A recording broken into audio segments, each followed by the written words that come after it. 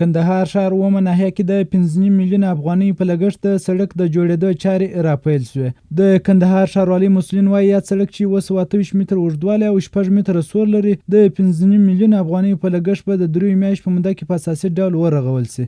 په ورته وخت کې د یادې سیمې یو شمېر اوسېدونکي د اسلامي امارت څخه خوښي وښودله او مننه یې وکړه چې د دوی په سیمه کې دغه ډول پروژې عملي کوي. د کندهار ښاروالي مسؤلین وایي د اومې ناحیې په 4م ګذر کې د 15 میلیون افغانۍ په لګښت د 28 متره سړک چې 6 متره سور لري د جوړېدو چارې راپیل شوې. د اومې ناحیې د ښاروالي امیر حاجي شاولي وایي یاد سړک د کندهار ښاروالۍ تر چتر لاندې د یونپس موسسې په مالي لګښت د 3 میاشتو په موده کې جوړېږي. همدارنګه یې وویل چې په یاد سړک کې به 8 تنه مسلکي او غیر مسلکي کسان په کار بوخت وي. و دغه کوڅې دي په د اومې ناحیې په 4م ګذر کې حاجي کرم خان اکا د مسجد سره د یونپس موسسې د خوا څخه کېږي. نو په دې کې تقریبا د ورځې 80 کسه دغه بېوزله خلک په کار اخته کېږي. درې کوڅې دي د 28 متره اوږدوالی لري او 6 متره هم بردوالی لري. په ورته وخت کې د یادې سیمې یو شمېر اوسېدونکو د اسلامي امارت څخه خوښي وښودله او مننه یې وکړه چې د دوی په ناحیه کې دغه ډول پروژې عملي کوي. د غریبان دي ټول غریبان دي چې د کور شی نه لري نو په دا کار کې معنا دا د کور یو روزي برابري او دغه تړکانو دغه چې پخې شي نو زموږ ته ډېر لوی شی دي.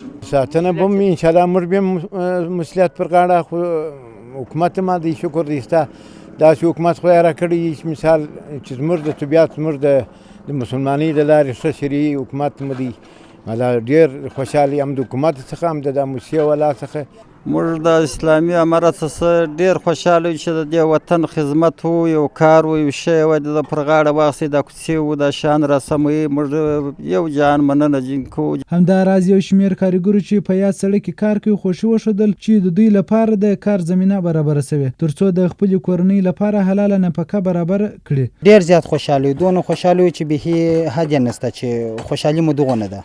یو خو خوشحاله په دې یو چې د کور مخ ته مو کار راغلی دی او خپل د کور مخ ته په خپل کوڅو کې په کار باندې اخته یو. د اسلامي امارت څخه موږ ډېر خوشحاله یو وروره چې ډېر کارګر بیکاره په کار زمینه سمه کړه وروره. موږ د دوی سره ډېر خوشحاله یو وروره. ډېر خوشحاله یو بیخي ډېر خوشحاله اگر د مسلمانانو په کار اخته دي ګرده خوشحاله دي څه دغه دی وروره. دغه غوښتنه چې دا لنډ کار چې دوامداره شي خو د هر مسلمان لګي دوامداره کار د ټولو غریبي روزانه دغه باندې دا مو غوښتنه ده دا مو دغه دی. دا په داسې حال کې ده چې څه موده وړاندې د کندهار ښار په ډېرو ناحیو کې د ښاروالۍ لخوا دې ته ورته پروژې راپیل شوي او په پلي کولو سره ګڼې اسانتیاوې رامنځته کړي.